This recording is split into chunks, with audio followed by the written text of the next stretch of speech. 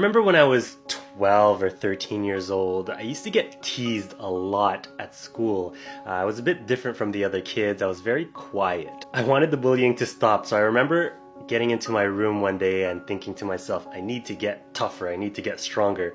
So I dropped down to the floor and started doing push-ups. That was probably the first time I ever made a fitness goal. And the goal was to get stronger. In my late teens, early 20s, I started hanging around people who were really fit and big and muscular. I won't lie, I wanted to fit in, but most importantly, I wanted to boost my confidence. I started going out, dating, and yeah, I wanted to walk around as a more confident person. That was the first time I joined a gym. In my late 20s, my sister was diagnosed with cancer. Since then, I've been watching her do everything in her power to stay healthy and to stay strong and to stay alive. And that was the first time I realized that I didn't want to take this life for granted. Watching her do everything that she can to keep her body healthy made me want to do everything that I can to stay healthy. Since then, my reason has been all about health, treating my body like a temple. In my early 30s, my niece was born. I became a godfather at the same time. I knew I had a new responsibility to stay healthy. And since then, my goal has been longevity. And now in my mid-30s, my grandma just turned 98 years old. Seeing her enjoy life, still being so strong,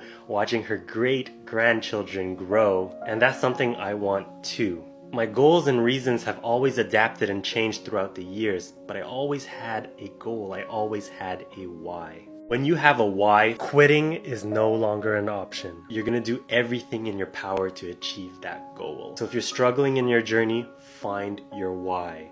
You have one. Just dig deep and keep it close to your heart. You got this.